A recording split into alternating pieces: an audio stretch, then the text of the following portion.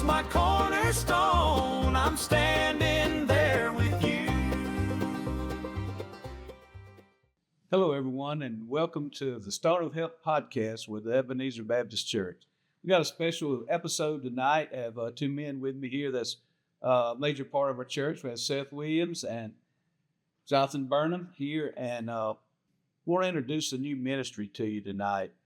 Several months ago, we felt like the Lord was leading us to get our kids more involved with the work of the ministry. It was kind of like, we bring them to church, and they when they get out of children's church and that in between stage, it was like, well, we get them here, we teach them how to do church, but we're slack about teaching them how to serve Jesus. And so we got together and put our heads together, and we came up with this 412 crew. And that's what we want to tell you about tonight. So I'm going to turn it over to Jonathan, and he's going to kind of show us a little bit about what this ministry does. Yeah, thank you, Gene, for having us. We're excited to be here. Before we jump into the details, why don't you just tell us, Seth, what inspired the 412 crew? That's a really good question, Jonathan. Thank you for asking. So really what we found was, as Gene was saying, the kids, when they get a little bit too old for children's church, they're turning 9 generally. We've been sending them up into the sanctuary for traditional service. But as any of you with children at that age, 9, 10, 11, know, they aren't really quite ready a lot of times to be in that setting. So they're coloring, they're drawing, they're trying to talk to their friends. And we're like, we really need to find a way to keep them engaged. So we decided we would sit down and just have some deep conversations about what we felt would be a good step for them to take in growing in their learning of Jesus and their learning of where they can fit in to God's plan for them.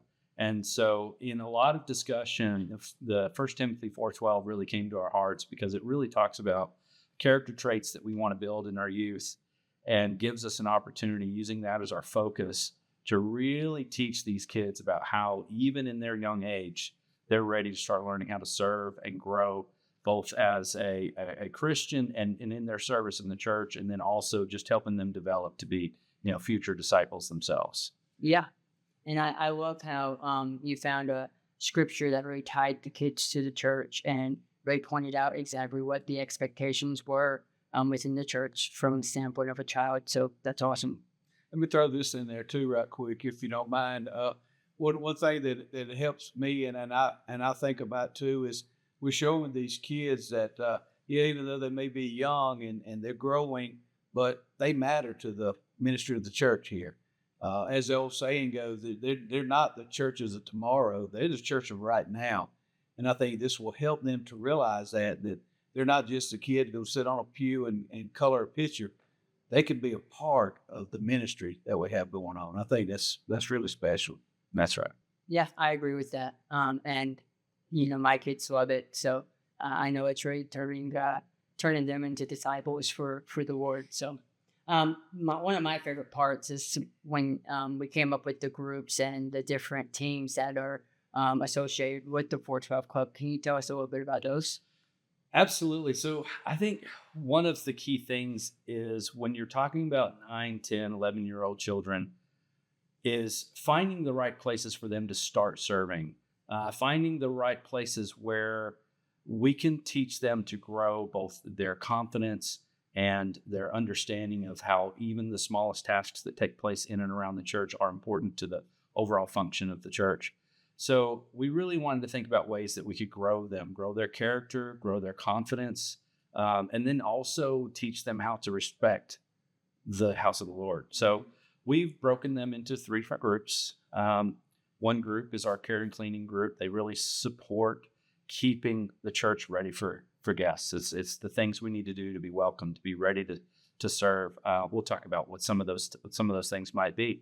But and then another group is a greeting group. They're visiting with our church members and visitors as they come in, helping them find a seat, giving them a program for the day, for the service, and then also having an opportunity to meet and greet and be the first smile that someone might see when they come in the door. Teaches them how to engage and really get more comfortable speaking to to the church members that come in, and also gives our church members an opportunity to meet the youth that are up and coming through the church. And then the third group, which I really love, is we have a group that is really teaching them leadership and prayer. We call them our little prayer warriors, but it's one of the ones that takes a little bit more coaxing to get them out of their shell a little bit.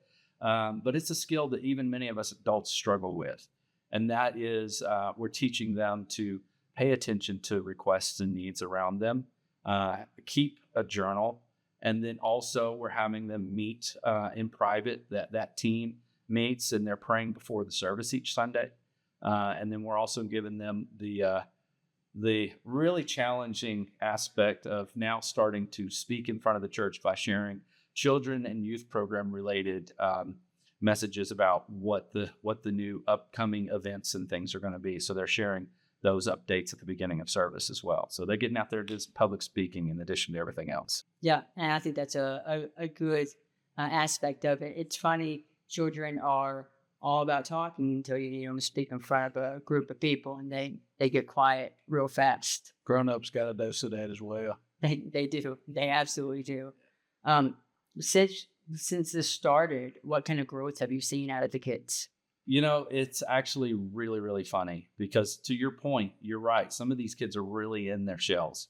And one of the ways that we've kind of forced them out of that is when we first got started earlier this year, we let them kind of group themselves with their little their own friends groups, and that gave them that extra confidence of leaning on their friends.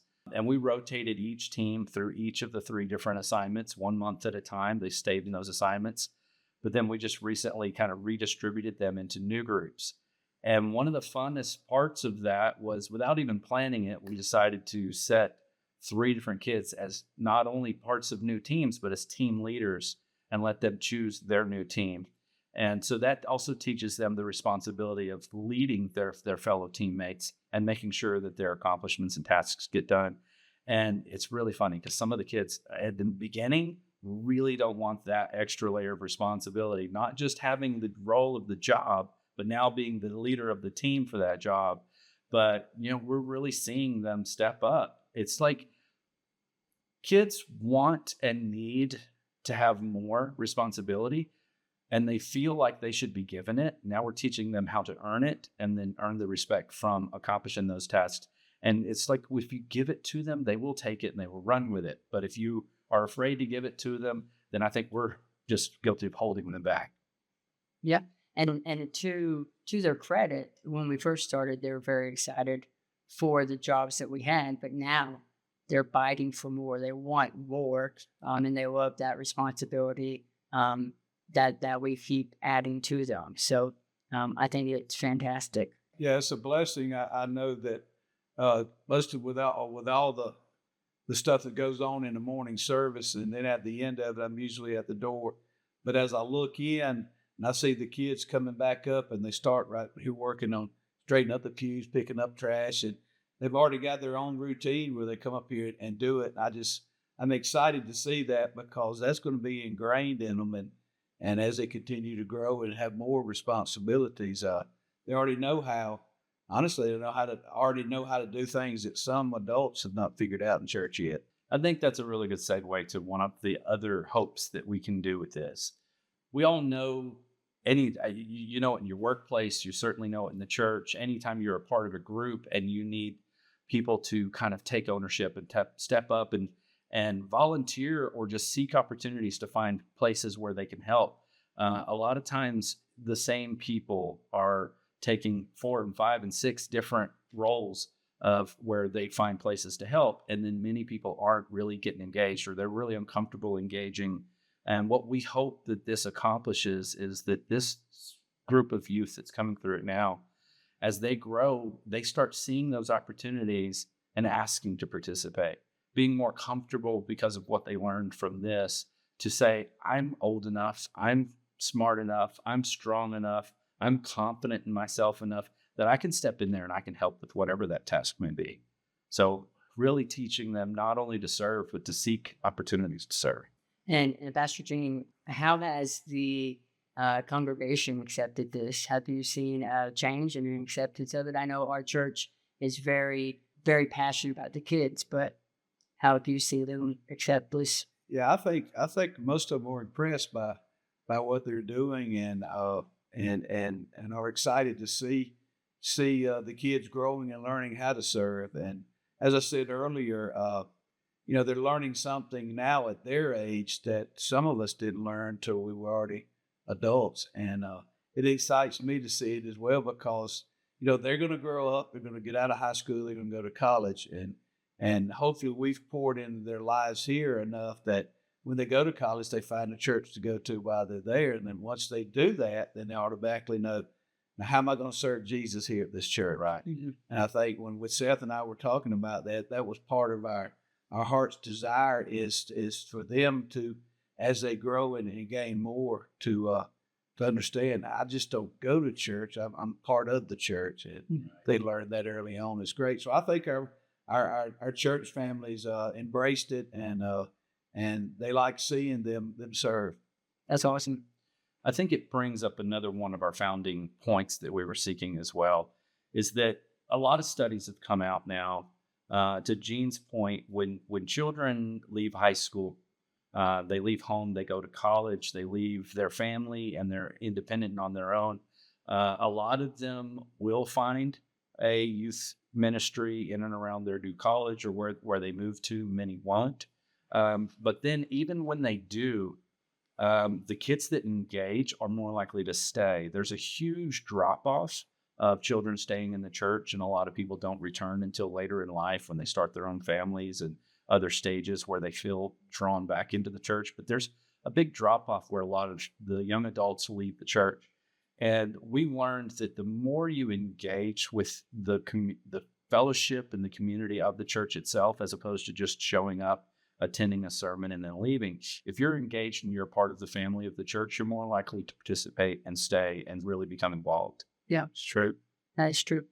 Now I know we have, I know it's only July, but the holiday season's coming up very quickly. What service opportunities to the 412 Club? What are y'all planning going into that? Well, that is a good point. So we not only do we have 3 different areas of focus within the church, but we have 3 different areas of focus as overall service goals as well. And one of those is service in the church, the other is service at home, and then the third is service in the community. And so as the holidays do come upon us later this year, we're seeking opportunities for our group to get together as a unit and work, whether it's later this fall in community cleanup, or we will probably as a class group do some shoebox for needy around the holiday season. We will definitely do some letter writing, whether it's the veterans during that time of year or the infirm or the nursing homes and the elderly around the holiday season, so they can get some nice cards and things from the youth. So they see that reach out is an important part of also serving. You don't just serve in the church, but serve those Jesus commanded us to love, right? And so one of the ways you love is by serving the community as well. Awesome. As the kids will look forward to that. Well, that's all my questions I have for you. What's one last note you'd like to send out to everybody? We put this together because we saw and felt a real strong need among our youth. We see this want to find more areas of responsibility. The kids are even asking for how they can be engaged more within the church. And I think, honestly, this is something that I would like to see expand beyond just here at our own church. I think that there's this specific age that's really trying to find their way and trying to find where they fit in. And as the scriptures say, they're not too young to be serving Jesus and finding their place. We're teaching them lessons about, the fruits of the Spirit and about how they can serve in these different aspects. And I think that the children all over are probably hungry for the same opportunities.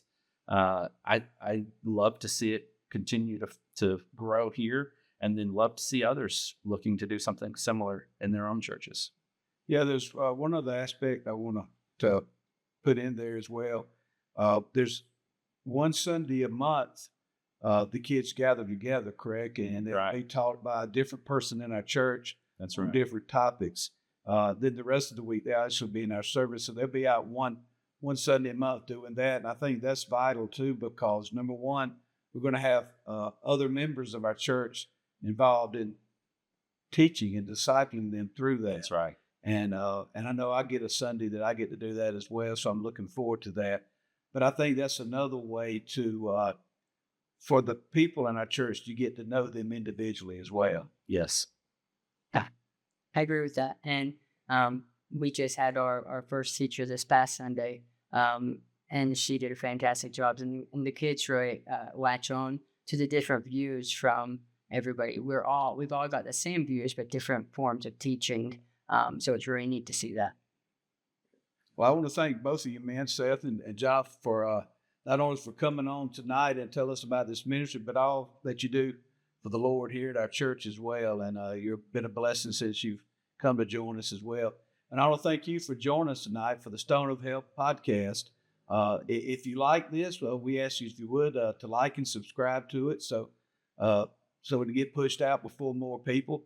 Also, if you have anything that we could pray for you about, our email is stoneofhelppodcast@gmail.com, and we would be privileged to say a word of prayer for you as well. So until next time, we ask that God bless you and make himself evident in your life today.